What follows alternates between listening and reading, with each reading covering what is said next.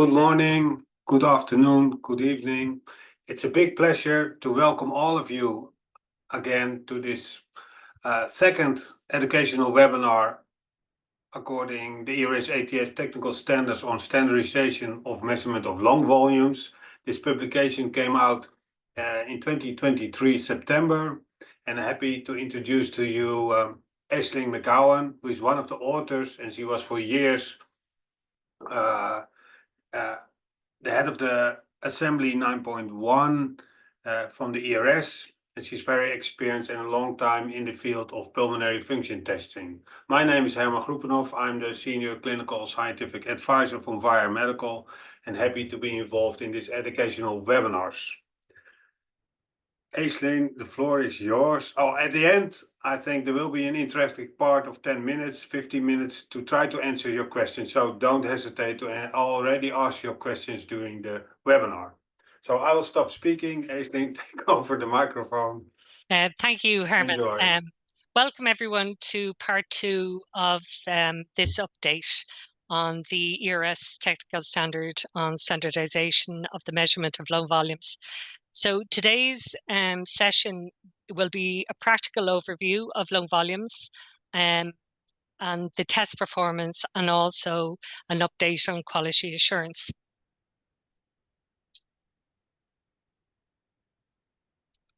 This is just my disclaimer. So today's session will be this session will be an overview of the practical aspects of implementing the update. So we'll start with how to perform a lung volumes test according to the new update, how to review a test using the new acceptability, usability, and grading system. We'll cover the new equipment quality control and validation protocol, including a requirement for use of an isothermal lung mechanical model for the calibration and verification checks for body plethysmographs. And we'll have some videos just to support the session today as well. I have no conceivable conflicts of interest to declare. So I'm going to start off with more or less an overview of what I covered in the last session in May. So when we're doing the test, we have to be aware of the key acceptability checks when to do with the lung volumes measurement test performance. Okay, so what we'll start with is, we'll start with the pre-FRC phase. So this is where the patient is asked to breathe in a nice stable fashion, nice resting breathing for several breaths until a level baseline is established, okay? And the definition of this stability is 3 or more tidal breaths, with the difference between the maximum and the minimum end expiratory lung volume within 15% of the tidal volume. That leads us on to the next phase, where we measure the FRC. So this is what we call the FRC phase. And we have 3 options here. So the standard covers 3 types of measurement: body plethysmography, multiple breath washout by nitrogen, and helium dilution. In my next slide, I will actually cover what's required when we do that portion of the measurement. This is immediately followed by a linked SVC maneuver. So it requires the measurement of IC and VC. So what happens here is that the measurement is, so within, as soon as the FRC phase concludes, as soon as possible, or within 2 or 3 breaths, we perform a maximal inspiration, so a maximal IC maneuver. Now this should be coached by the operator, so that we're getting a realistic total lung capacity on a maximal IC maneuver. When we're doing body plethysmography, this is always should be performed in a linked fashion. But there is an alternative to this that I described in part 1 in session 1, where an unlinked option for multiple breath washout and helium dilution is possible. The next step then, once the measurement is complete, is to assess the and compare the slow vital capacity measured within this trial with a pre-test measurement of spirometry. So it can be a forced vital capacity, or it can be a slow vital capacity from another from a spirometry test in the same session.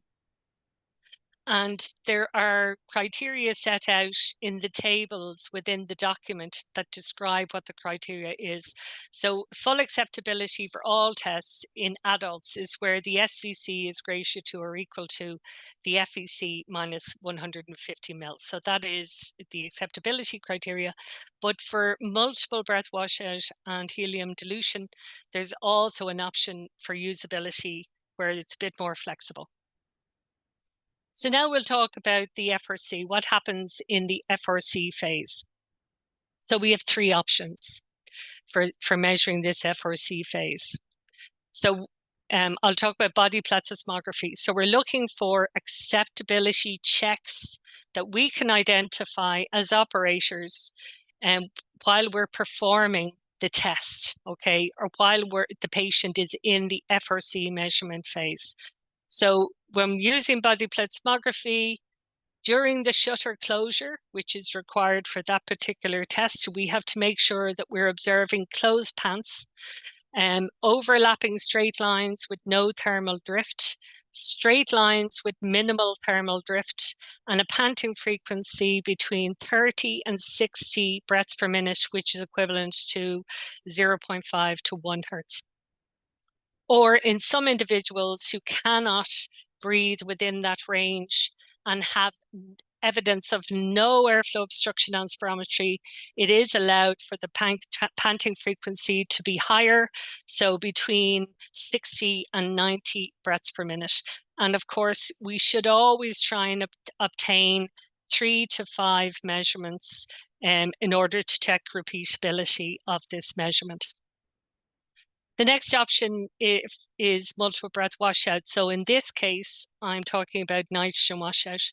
So we can see during the washout phase, the patient should be relaxed, breathing tidily, without sigh or cough or breath hold.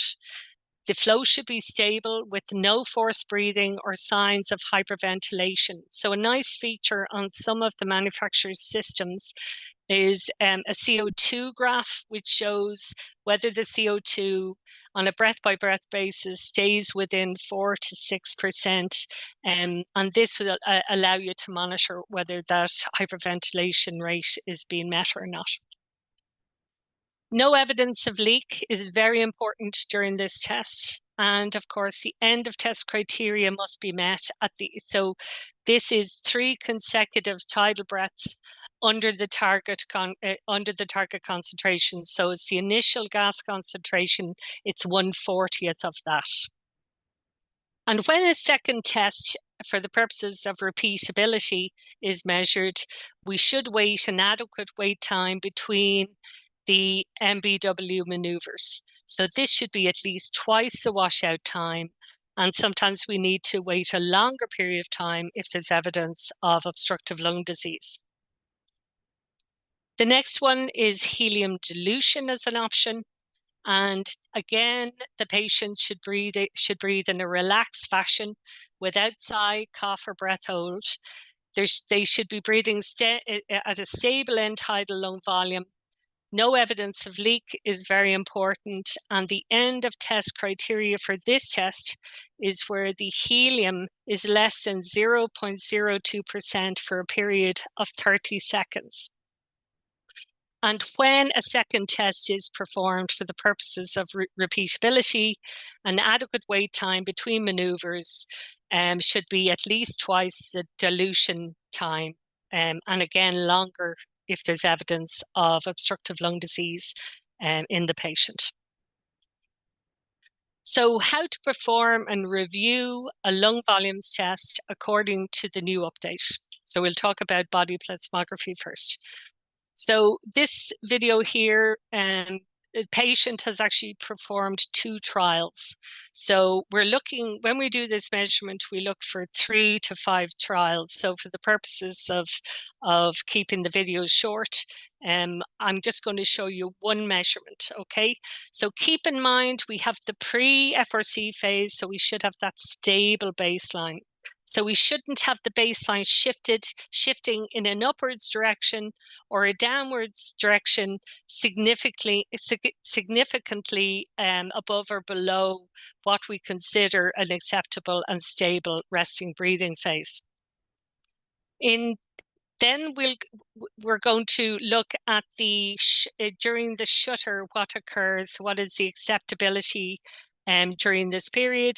Then we'll see the performance of the IC maneuver, which is linked, and it's performed immediately once the shutter opens, and then the slow vital capacity maneuver being performed, and then the patient returning to resting breathing. So I'm just going to start the video now.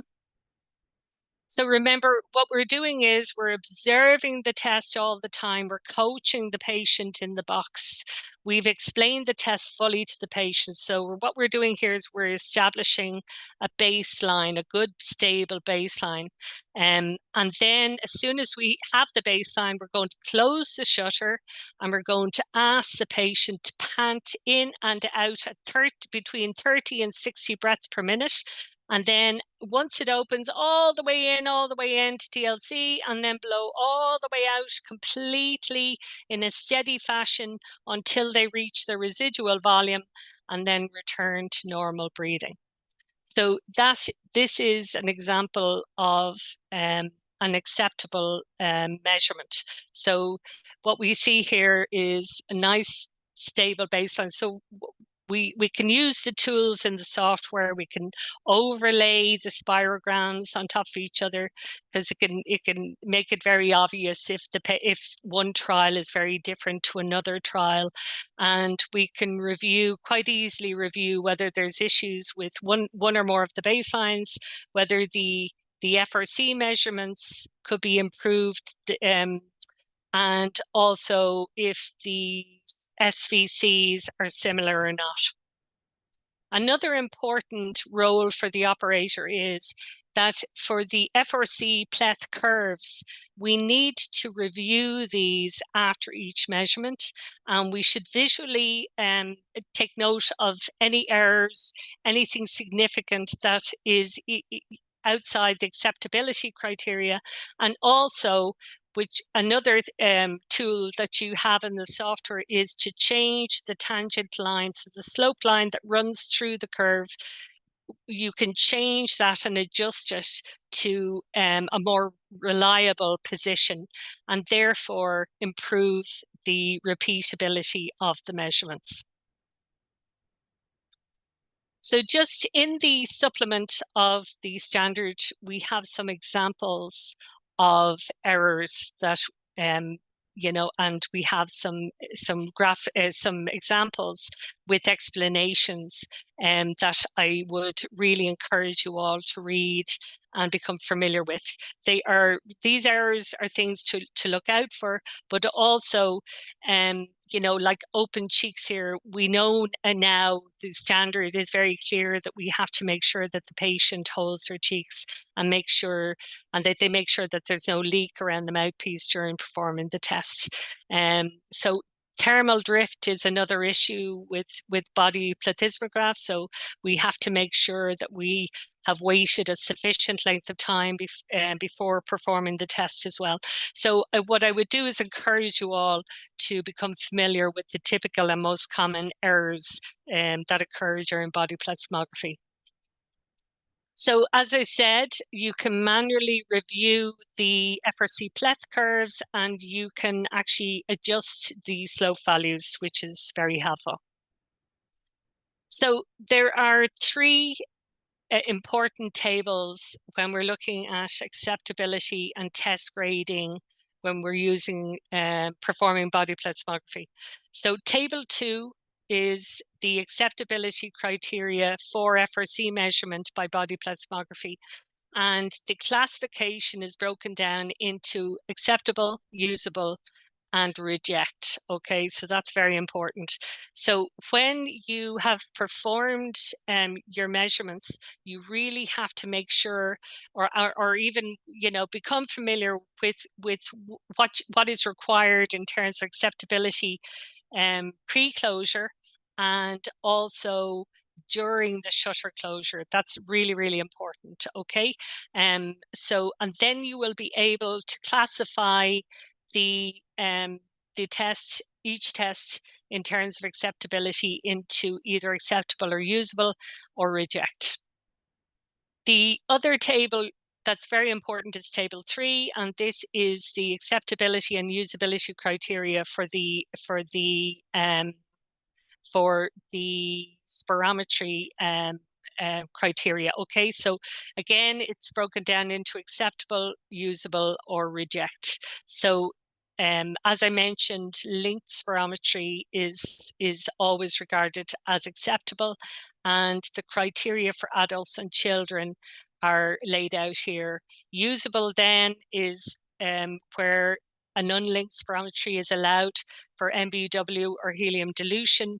And also there's a different criteria for SVC. It's slightly looser at 250 mils rather than 150 mils. So once you establish for FRC whether it's acceptable, usable, or reject, and for the SVC, acceptable, usable, or reject, then you can grade the tests. So the grading is ABC, and then D, E, and U would be considered, you know, report with caution, would be advised with these 3 categories, and then of course F for fail. So the grading is, you know, you have the number of FRC measurements that are deemed acceptable, and you have the number of SVC measurements that are deemed acceptable, and then you have your repeatability criteria. So that's how you would grade a test. So it is, I'll just move on to another example of a body box measurement, but not as accurate as the first. So again, in this patient, we have a patient who is breathing quite quickly, and this is at baseline. And even under instruction, they're breathing very, very quickly. I'll just pause there for a second. What we can see is that because they're breathing so quickly, the baseline is shifting downwards. So I described that the baseline should be stable, and there shouldn't be a shift downwards or upwards from baseline. So on this occasion, in the pre-phase, the pre-FRC phase, we have a shifting baseline. So that's very important to note. Then we have close the shutter and what we're seeing is thermal drift. Okay, now the IC maneuver is actually quite good, and then the SVC maneuver looks like it's good quality, and then the patient will return to normal baseline again. Now, what we're seeing is that the patient is actually returning to a much more stable baseline than in the first test. Okay, so we should take note of all of this. Then what we should do is attempt a second test that's better quality. So again, we have this issue with thermal drift, but we have a fairly repeatable IC maneuver and slow vital capacity maneuver. So again, we should try and establish a baseline, then shutter closure, and again we've got thermal drift. So this is a real world problem that many labs see when we're performing the test. So how do we manage this? So an obvious thing would be to actually make sure that we make specific corrections. So we wait longer before for temperature equilibration. Sometimes we have to recalibrate the box. So recalibration, when was the box calibrated last? Was it the morning and it's the afternoon? So there may be a temperature change that we need to adjust for. So there's a few things as an operator we can do in order to improve the test. The other thing is, we know that the patient is breathing very fast. So we could ask the patient, go through the test and explain the test in more detail to the patient so that they can correct their behavior, and so that it's a more reliable result. Okay. Also, we have the tools within the software that we can use to actually review the curves and see, can we change the slope values to see, can we improve it. So I'll just continue with the video. So this is the end of the 3 tests together. And what we can see is there's a lot of variability here in the baseline.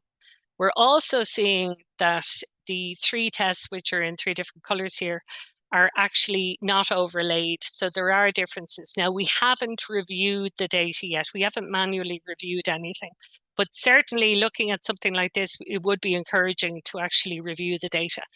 The good news is that this patient appears to be able to perform a good spirometry. So a slow valve capacity is actually overlaid and it looks quite reliable. So let's just see what we can do to adjust and get a better result. So we we can review the data. It's always a good idea to always look at the numbers, and then we can actually go into edit, and we can start looking at the slopes. So we can start changing. You can see, in that case, the slope line was shifted to the left. So we're making adjustments so that the slopes are in the right position, so that it can be recalculated and hopefully give us better quality data. So this is encouraged in the standard that operators will do this. It's strongly encouraged, in fact. So now what we've got, there's nothing we can do about the baseline. So I'll just go back a little bit here. Sorry, apologies. See, can I capture it? Yeah. Yeah. So we can see the baseline is variable. So we can't do anything about the pre-phase. But certainly you can see the VTG measurements now are overlaid and the SVCs are overlaid. So there was definite improvement to the quality of the test. So this measurements, and I'm actually going to go into it in a bit more detail in one of the cases and looking at the numbers and grading. In this individual, we were still able to salvage some of the measurements. Another thing, I mentioned all of the things we could do. The other issue is we could actually then perform more tests on the patient. So once we do the calibration, correct behavior, go through the test again, instructions with the patient, then we should perform some additional tests.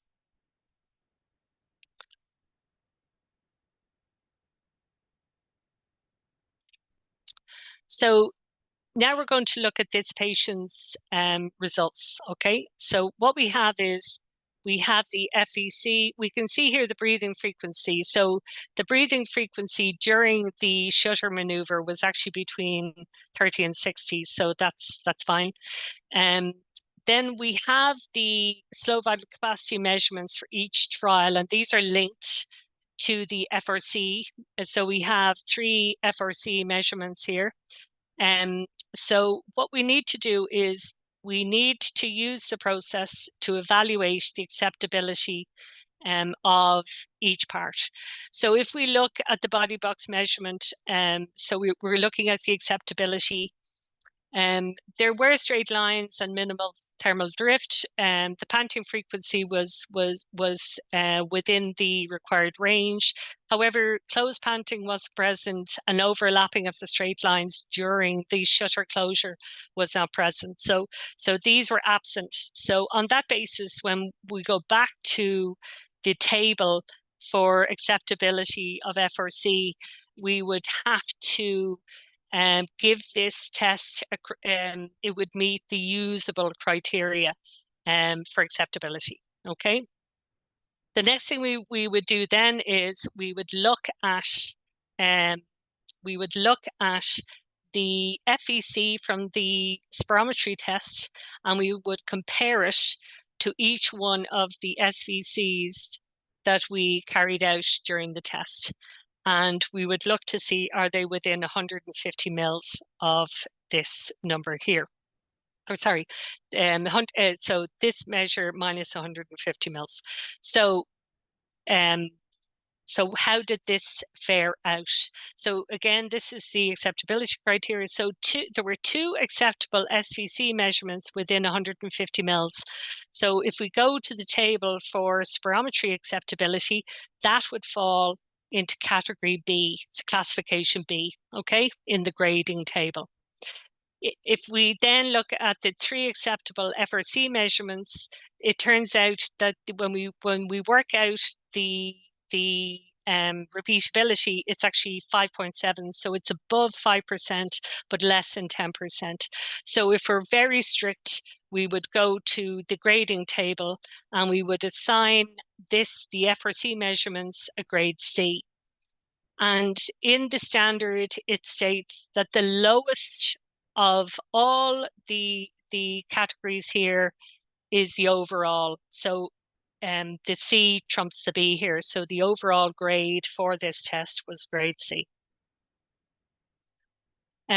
Let's look at this measurement here. So what we have is we have the 3 spirometry repeatable grade A according to 2019 standard spirometry measurements.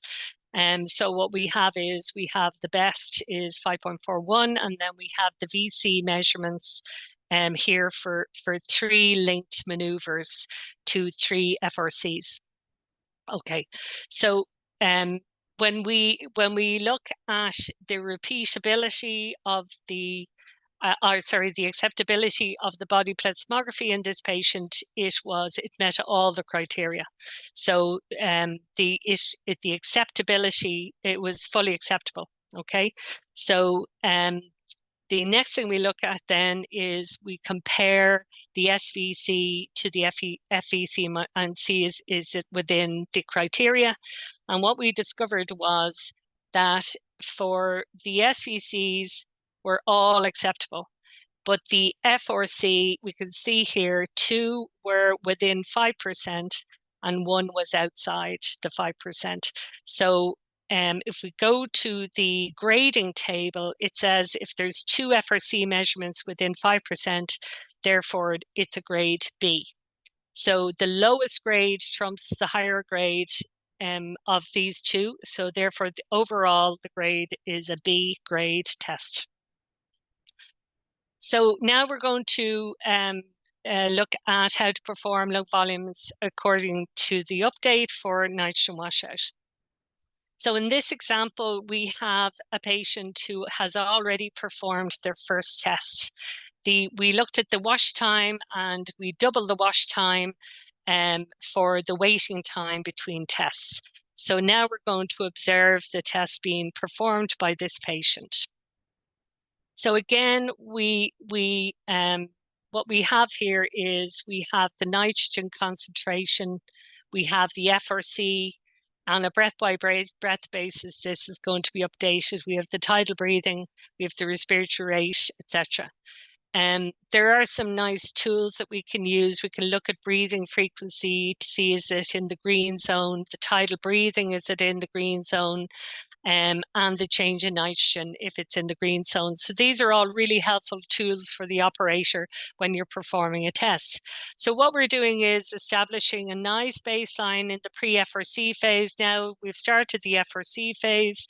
And what we want is we need to follow the criteria I went through earlier, where there's just continuous stable breaths, nice tidal breathing, no deep breaths, no fast breaths. It's just nice, steady, deep breathing.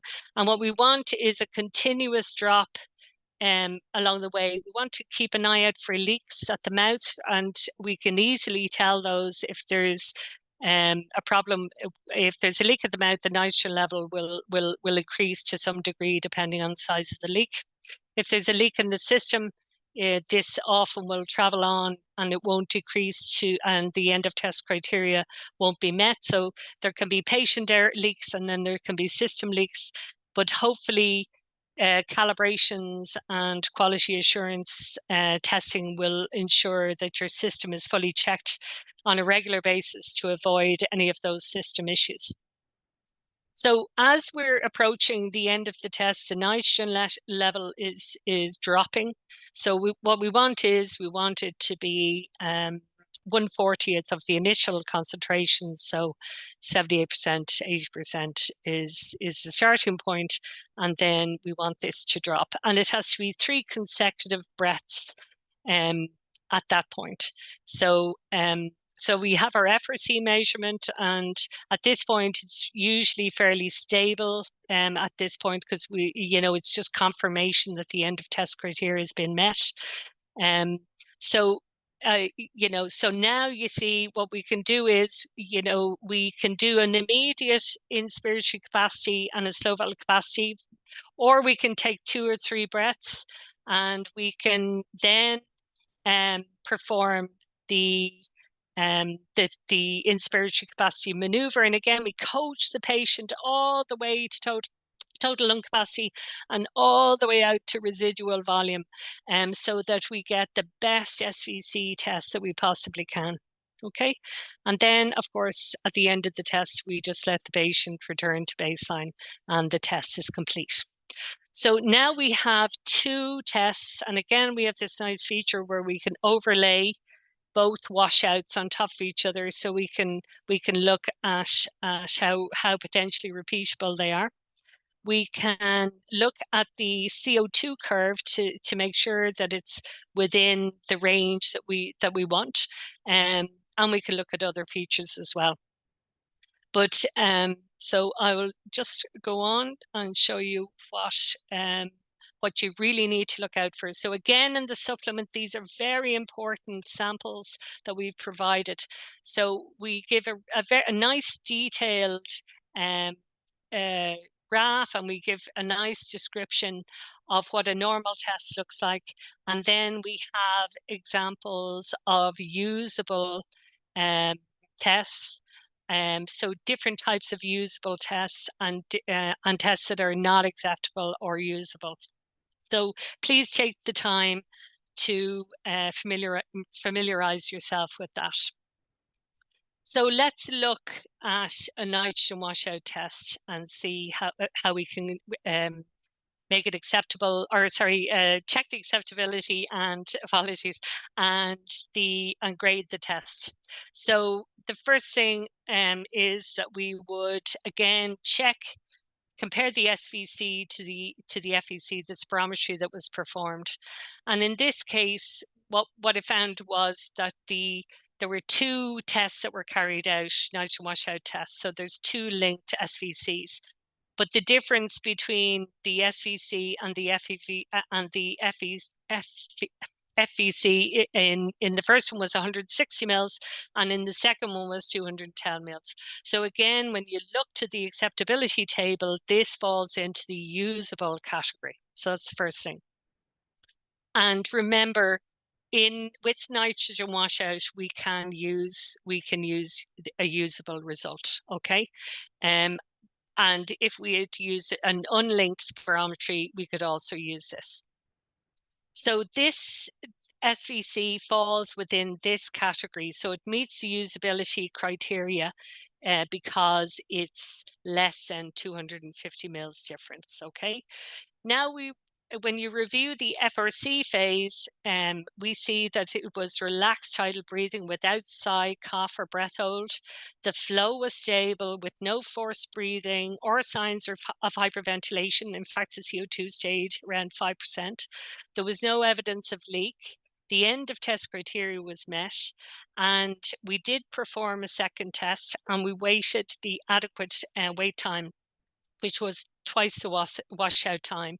There was no evidence of airflow obstruction in this patient anyway, but so we were able to perform the test at twice the washout of a time of the first test. So how do we grade it? So we have 2 usable SVC within 250 mils. So this is graded. If you go to the grading table, it's a grade C. And if we look at FRC, we had 2 acceptable FRC within 10%, which is grade A. So overall, the grade for this test falls into C, category C. So again, familiarize yourselves with the appropriate tables, because this is going to help when you're doing your reporting and your grading. So I have to make some very important points here. So link spirometry is optimal, okay, especially for body plethysmography. Unlinked spirometry is not recommended. It's not a recommended option for plethysmography. So it would only be in very exceptional cases. You would have to use your judgment if you were going to use a non-linked spirometry in body plethysmography for whatever reason. Some patients may have difficulty with linked spirometry, and in these cases, unlinked spirometry is an alternative, but it's an alternative for multiple breath washout and helium dilution only. Results that incorporate unlinked maneuvers should be reported with caution. Okay, so that would be your CDE categories, and they're usable rather than acceptable. So grading is based on the evaluation of the SVC and the FRC criteria, and the lowest grade achieved by either becomes the overall grade.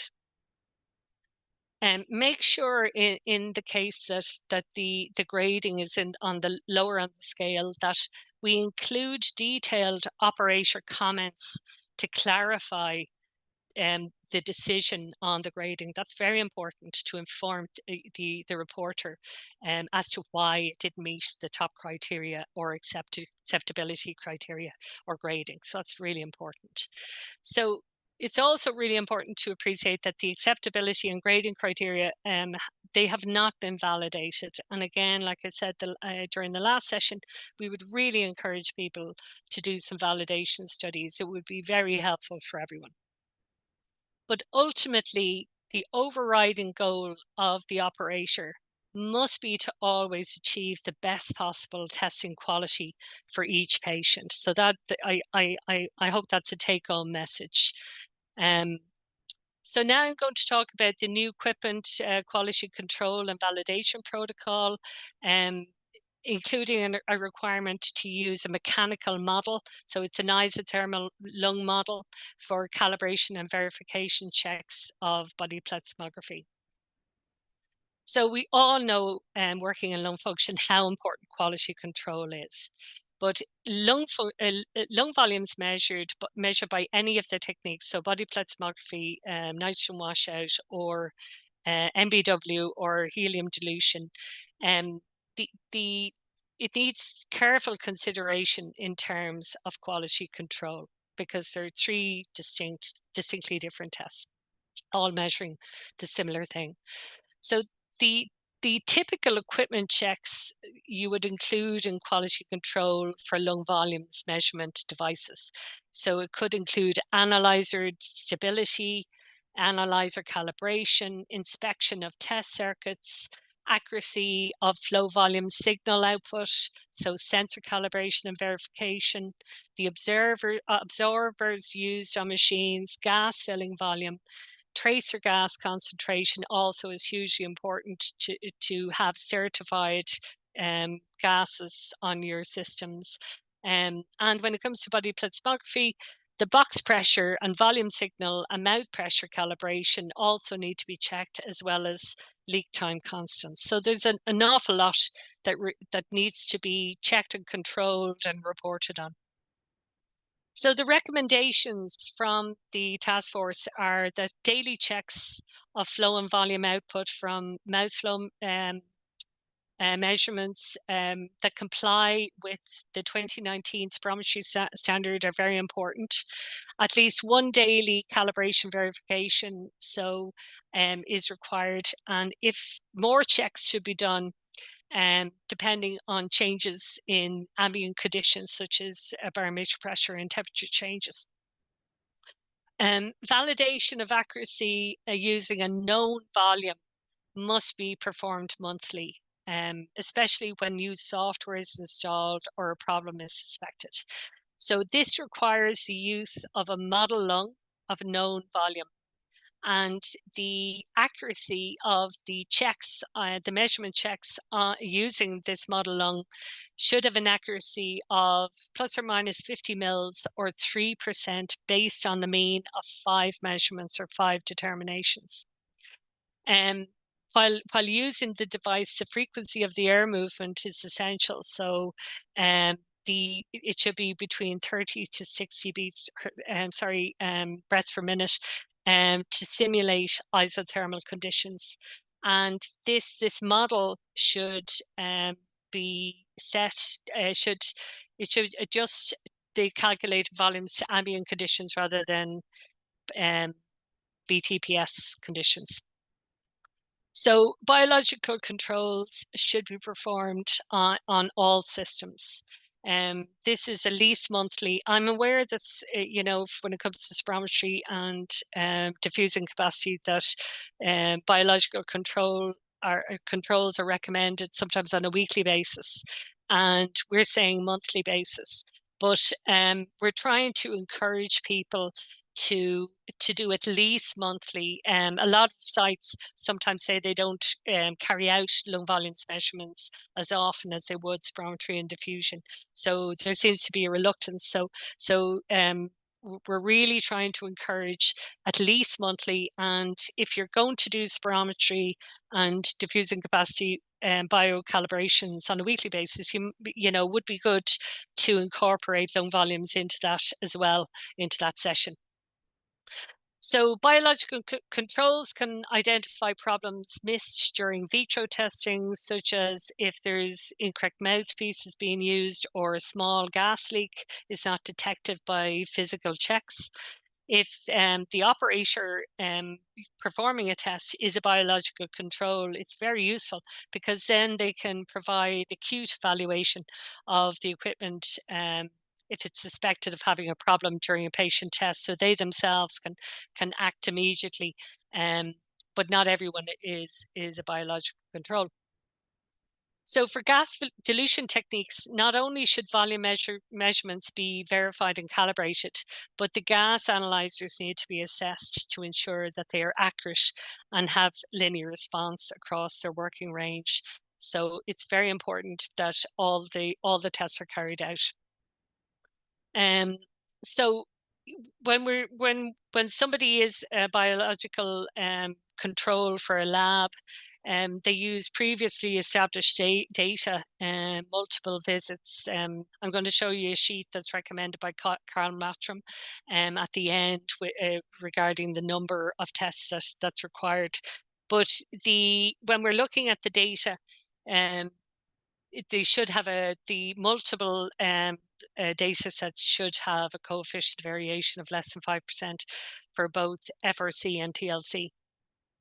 So the task force recognizes that although experience supports the value of biological controls, there's actually emerging evidence for the practice that it's actually lacking, and there are challenges with variability. So people aging, low versus high natural individual variability has been shown, and a range of values tested that do not include extremes of disease. It sometimes doesn't make sense.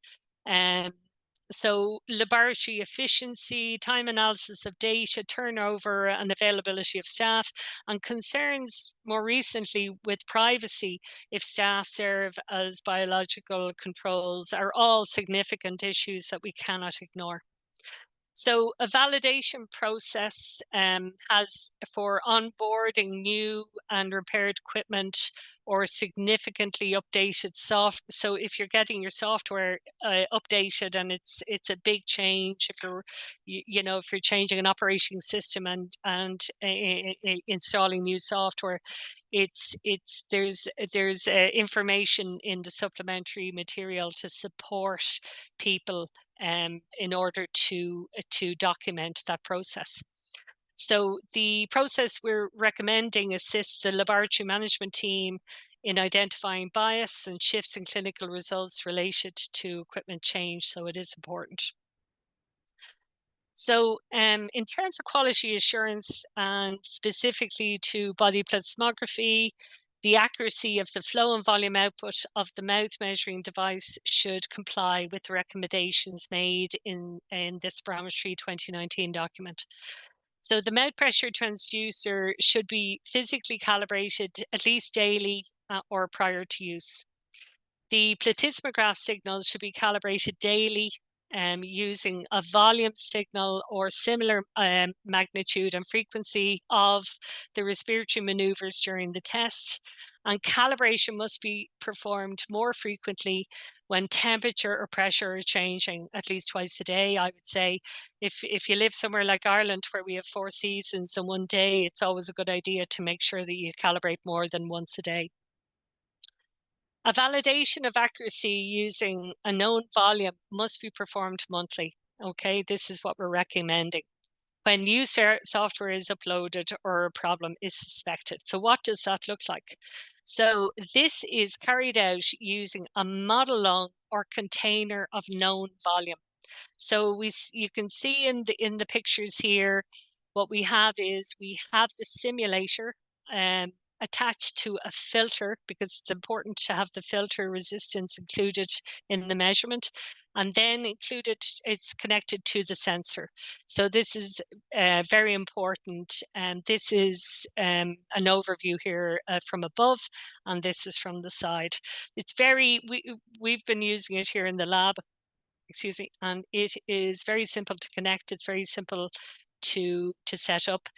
We also have the advantage that we have a specific software package built into the system that that we use for quality assurance and quality control. So it's called the Quality Management System of the PFT equipment. So when we use that software and go into the test functions, it immediately sets the equipment to the correct atmospheric and pressure settings, so that the measurement is more accurate. So I'm just going to show you a video of what we see on the screen.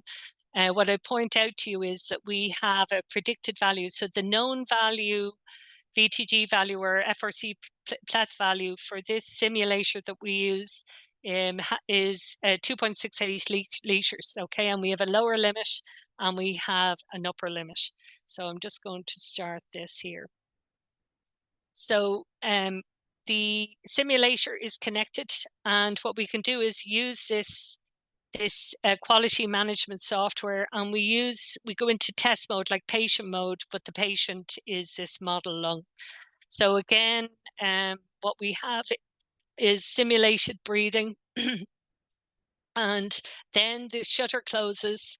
We take the FRC pleth measurement, and then we can repeat this as many times as we like. Okay, so here we are getting the measurements. So again, we can do them continuously, or we can come out and go back in. But since we're not performing this on the patient, we can actually do it in one run. So we can do a measurement, and then do the next and the next measurement consecutively. So then we get all of our information and we get our results. So we get our measurements here, and make sure that they're within the specific range of the device. So the range is actually of accuracy is actually plus or minus 50 mils or within 3% based on 5 measurements. Okay. So if this is what the predicted is, or the volume of the simulator versus it gives you the individual measurements as well. So ideally you would do 5 measurements and they would be within 50 mils or 3%. Very simple to carry out and very reassuring. Excuse me. So in terms of onboarding, the recommendations are that this is provided in the supplement, thanks to Professor Carl Mottram, who provided this for the standard. So what we have is the this should be the onboarding should be performed over a 3 to 5 day period. It involves syringe linearity checks. It involves the isothermal lung volume testing, biocontrol over 10 tests, and then reporting them its spirometry and FRC and TLC less than 2 standard deviations. And then we also have subject comparison as an alternative to BioQC as well. So this is 10 patients who fall into categories of mild, moderate, severe obstruction and also restriction. So this is an accredited program in the US and Canada, as far as I know. Could be wrong, but there's information from available in the supplement on it. So how is this presented? So we have also provided you with 2 Excel sheets that are available again in the same area as the supplement. You can download the spreadsheets and you can use them for new equipment, for onboarding, but you can also use them on for when you're doing your monthly calibrations as well, your quality assurance testing. So you can fill out all the information. So we hope that this is useful to you. And then for new equipment onboarding, we have a more detailed spreadsheet that can be used as well in order to help you. When you download the Excel sheet, you'll see 2 tabs at the end. One is BioQC and the other one is ISOQC. So you can hopefully you can, if you're not already using something like this, it will be useful. So I would like to, apologies, my voice is going. So I would like to thank my co-authors on the update for their phenomenal contribution to the document. And it was a pleasure for me to be working with people of that caliber. My colleagues in Connolly Hospital, as always, for supporting me, and to Herman and Vayer for inviting me, and also for sponsoring the webinar. Thank you very much. Thank you, Aisling, for this excellent overview. I thought I knew the grading a little bit, but it's even more complicated than I thought. It's not that easy, the grading of the of this body plethysmography. You explained it very clearly, but I have a little bit less than 20 questions, so I will go through them for you quickly, and we can see what we can do in 15 minutes if you agree on this. Yep, sure. Can you explain what causes the thermal drift during the shutter maneuvers, please? So the most obvious thing is a calibration issue, and also the next thing would be it not waiting long enough for the temperature to equilibrate in the box. So starting the test too quickly would also be an obvious reason. There are 2 of the most common reasons why there would be thermal drift during it. Sometimes if the patient, again, this patient was breathing rapidly in the baseline phase, you wouldn't expect that. So the temperature in the box would have been warming up even before they got to the shutter section. So I suspect that was the main reason. If we recalibrated and then got the patient to slow their breathing down, the air in the box wouldn't have been shifting, the temperature wouldn't have been shifting. So that's my suspicion of that specific circumstance. That's also the reason why they recommend to breathe with this high frequency during the shutter Exactly. closure. Yeah. I like this And you can question. see there was no problem during the shutter closure. They actually worked out, the measurements worked out, but the baseline definitely, if it affected it. Okay. Second question. I like this one because I'm also thought like this. We are thought to have the patient completely first exhale and then inhale completely, slow, like a slow vital capacity during body plethysmography. Is this wrong? Does it matter? So I think this is the point of the new guidelines. But yeah, what I would do is I would ask you to go back and watch the first part where I explain the reasoning behind. What we found was that performing the ERV or the IC maneuver, there was no major difference, okay, between them. So on the basis of standardizing the measurement going forward, it was agreed that we would switch to the IC maneuver and also the linked SVC maneuver, because to eliminate as much potential for variability. So that was the approach. So yes, in the past it was an ERV maneuver. Now we're encouraging the IC maneuver instead. I hope that answers that question. yeah. So you say it's not wrong, but I No, asked it's not you, I wrong. think this Yeah. question also last time. If we have to implement it in our software, you will not Yeah. receive a grading if you do it the other way around. Well, what I would say is, Herman, that these subdivisions, we're measuring FRC and we have an SVC measurement. And the whole purpose of the standard was to remove variability from those two measurements so that we can calculate it. So we can actually calculate it using the ERV maneuver as well. So you can use the grading if you wish. But my question would be, why are you doing the ERV maneuver when we're trying to standardize the IC maneuver and the linked SVC maneuver? But the grading should be the same. But again, why are you reverting to the ERV maneuver? No. No, we can have another webinar. We will have them, and you always also already said, I'm looking forward to validation studies. What is the maximum time for testing for long volumes? So it's more maybe an application question. Sometimes the system cuts it off.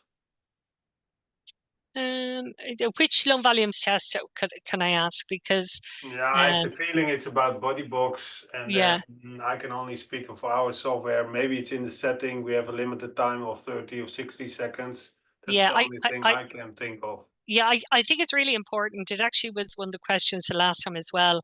They were asking about the 2 to 3 seconds of shutter closure. You should be able to go into any manufacturer's software and adjust the time. And that's really, really important. The other thing, and I mentioned it in the last webinar, that you should be able to control the shutter. You should be able to open it when you want. Okay. So I think you are right. It should be about, maybe it turns off the shutter closure before. This is more what I also recognize people asking. And you can adjust the shutter closure to a kind of cumulative pressure or a time, and you say better to put it on time. Yeah, I agree. Doesn't matter if I agree, but I agree. Why do the loops appear? It is from Patrick Jameson. Yep. The open loops appear with thermal drift tighten at the end of the measurement, because you show them, and at the end they looks very nice. Yeah. So there's compensation. So there's always thermal compensation that you can put into. So a lot of people's software, they will apply the thermal compensation um to the FRC plet uh, curve. Okay, so that's usually how it's done. The main thing is we don't want there's a few we don't want glottis closure. We don't want we want an even inspiration and expiration when we're looking at those measurements. We don't want somebody not holding their cheeks because then we have leaks that are created. So there are all of the things that we're looking at. Years ago when we didn't have such sophisticated box measurements, we used to get, um, very strange looking loops. But again, once we were able to apply, I think it's automatically applied, Herman, isn't it, that compensation? Whereas we used to Yeah, you are manually correct. apply it. We Yeah, used you to are manually correct. apply it, and we used to have the weirdest squiggle on the screen, and then we'd manually apply it, and we'd have to keep applying it. But now the software, it's automatically applied. Yeah, and obvious there's a difference in temperature of inhaling and And exhaling. And exhaling, yeah, I'm this old that I work with the yeah, BTPS yeah, corrected, but yeah, we had the BTPS back. But by hygiene, I think this is not doable anymore. yeah. Let's warm up and make it wet. I was making that point and then I got sidetracked. The other thing is if a patient is breathing way too deeply, sometimes it gets chopped. You can see it's beyond the capability of the pressure sensor. So you'll see that it's clipped. The pleth curve is actually clipped. These are all things you should look out for. But nowadays we have the tidal breathing as well, so we actually have the ability to see if there's changes in tidal breathing at the same time as the VTG measurements. So that's we can go back and review it afterwards. Yeah.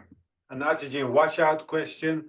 What is the maximum time you should stop? We have people who go to, I think, 15 minutes and still Yeah. not are completely washed out. Yeah. No, it's a good question.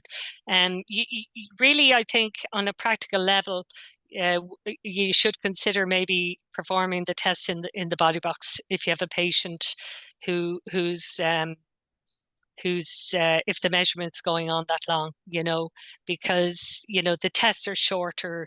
It's bound to be exhausting to doing a nitrogen washout test for 15 minutes, honestly.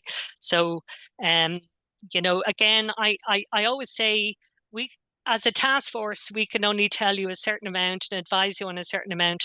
At the end of the day, it comes down to the clinician associated with the lab, the laboratory manager, to come up with a reasonable, logical standards for how you deal with patients.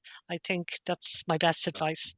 And are these clinicians allowed to do some deeper breathing that you think at the end of the test it goes this slowly? I do No. some deeper breaths. If there is no leakage, it should not be a problem. Or Well, in a way, I don't want to say yes, because what we've said in the standard is that at the beginning of the test, it's crucial that you don't do any of those. Okay.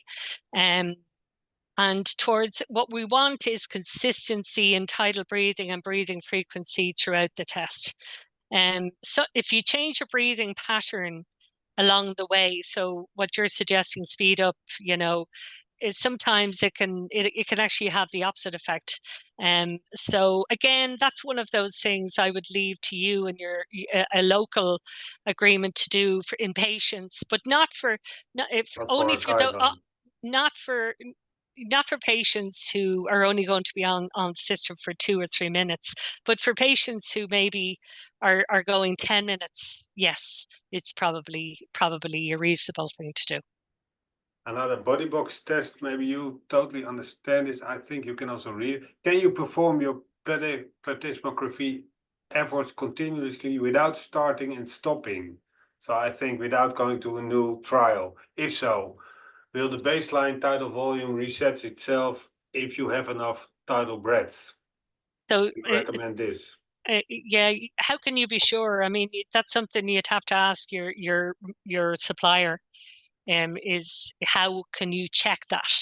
If because it's at the moment we're saying baseline, VTG measurement, and then linked maneuver. Okay. So how do we know, like, especially if somebody has airflow obstruction, how do we know that they will actually come back to their true baseline? So it's something that the manufacturers could support you with, I think, or your equipment supplier, so that they can give you reassurance that where that is. Okay, because eyeballing the graph doesn't necessarily mean that they're back at their true baseline. Yeah. Now, me being from Vayer and from the clinical world, I would not recommend this, although it is doable within our software. Yeah. I Yeah. think it's better to do one trial, give the patient some time, give them some feedback. But Yeah. maybe I was in a luxury environment like a university.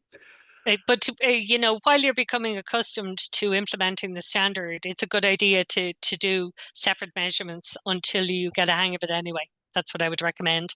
And then you could work with your supplier to see if it's possible to get the reassurance. But I don't think they will be able to do it. But I don't want to speak for anyone else. No, there will always be some drift, and you Yeah. cannot be sure. Yeah. What constitutes as a minimal obstruction within the guidelines? There was something you are allowed to have Yeah. a painting frequency of 1 to Yeah. 1.5 hertz. Yeah. Yeah. And what's the Okay. definition of this minimal obstruction? Yeah, I think that's a very good question.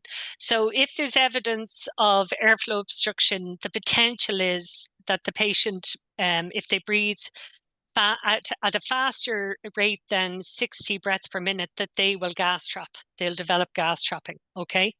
So after you have performed the first measurement and the patient is breathing perhaps at 70 breaths per minute, it would be a good idea to look at the residual volume measurement you're getting and look at the predicted value and see is it elevated. Because if they're gas trapping, you're going to get because of their breathing rate rather than true gas trapping. You want to make sure that error is removed. So if significant airflow obstruction would be somebody with moderate, I would say moderate to severe airflow obstruction on spirometry. Okay, thank you. This is also a nice question. Does the slow vital capacity performed during body plethysmography could now serve as a slow vital capacity during spirometry? So we have to do it linked within the body box. That's what I read here. Should we still do a separate spirometry? No. Yes, so you have to have a separate measurement, and because because remember your SVC is a linked maneuver, and you want spirometry, a pure spirometry on its own to compare it with. That's the best way I can put it. Yeah, and So to be honest, for my own feeling, I think the allowance of 250 milliliters difference is already showing that it is not the maximal one. So I found it's a big difference. Yeah. What can you achieve to show body plethysmography values at level 1, 2, 3, and also spirometry values at 5, 6, 7 at single pace? But I think it's also an application question. I don't understand that No, question. I think maybe when we implemented all these guidelines in the software, you should be able to do something with the grading, but not yet. This will be in the new software. Okay. Yeah. Thanks for the inspiring lecture. Please, could you elaborate a little bit more at the BTPS settings using the TGV simulator? I think you said something about the quality management patient. Yeah. So for all physical calibrations, you're not performing the test on a real patient. It's an object. So you want to make sure the typical PFT systems are set to accommodate patient testing. So what we want to do is remove body temperature and pressure saturated and go with ambient conditions and dry saturation, that's so ATP rather than BTPS settings. Another very good, a nice question. Could be a question for myself, because why did the group choose for FRC with this grading instead of residual volume TLC? Because of course FRC is much more variable. I recognize if you have a difference in FRC, you can still have an excellent single TLC measurement. And if So you have sorry. you have your FRC measurement and you have your linked SVC measurement. So therefore your FRC is anchored to your IC measurement. So when you perform it in a linked fashion, it reduces the variability of the measurement. Okay, so so that's but you still can measure. Yeah, of course it's not standardized, but you can measure on a little different breathing level, and then of course the linked IC is a little bit less or more. So both are going to the same TLC or the same residual volume. I think but this is also that's why we have repeatability in the grading as well. So you know, if you're not breathing at FRC, you're not going to repeat it exactly, unless it's again all the other criteria exactly the same. So you measure FRC, it's a linked IC and SVC maneuver. So again, it's down to the fact that the FRC measurement is anchored to the IC and the SVC maneuver and the repeatability of the measurements. So again, you know, you have to have 3 acceptable measurements within 5%. It would be very difficult to recreate that at different FRC levels. I understand, and you discussed this very, very good. Is it user friendly or is training required? I assume this is about the TGV simulator. It's very user friendly, very user friendly. Yeah, I agree. Yeah. What is the order you recommend doing the test? Okay, so this came up in the last in part 1 of the webinar. So there's a section on that in the standard, and it depends on whether you're performing nitrogen washout or whether you're measuring using body plethysmography. So there's 2 different options there. I suppose the main thing is if you're performing nitrogen washout with oxygen, you do not want to do that before you do the LCO measurements. And I know somebody asked at the last webinar about performing the nitrogen washout between diffusion tests within the waiting time. I would not recommend that. Again, you know, inhaling 100% oxygen before you do a diffusion test, you know, increase the oxygen tension in the alveoli. So you're going to affect your diffusion tests. So you're going to corrupt the measurements. So so you can perform, have a look at the recommendation, the paragraph on performing the test, and also the information I provided in the part 1, and it should answer your question. I already apologize. We are almost 15 minutes over time. I will do another 3 or 4 questions, but then we have to stop. So, because you're still asking questions and there are more than 20 still open, not all, but nitrogen washout, we do 2 vital capacities, one before washout, one after, all within one trial. You only did one slow vital capacity after the washout. Is this what's recommended? Yes, and should we change our procedure? Well, that's what's recommended. So it depends whether we're at whatever lab you work in, what area of the world. It depends whether you comply with, you choose to comply with the ATS ERS standard. So if you are going to do that and you comply with the other standards, it probably would make sense for you to take that on board. Okay, another one. For nitrogen washout, if there is no visible leak, but the patient changes their rate or depth and we get a possible leak warning, should the test be redone or can this be ignored? Okay, there is information in the supplement that you can review. It depends on the size of the leak and when the leak occurs. If if the leak occurs at the beginning of the test, absolutely stop the test and repeat the test. But if it's almost at the end of the test, I think you can probably get away with it. Check your system, recalibrate, and then you can repeat the test again at a later time. I can only comment on our software in Sentry Suite. We also have a possible leak detection if there is a huge difference in FRC within 2 or 3 breaths, and this is due to the calculation, so it doesn't have to be a real leak, but of course this is hard to decide at that moment, so you always have to consider it. Okay, I see somebody's asked about spreadsheets.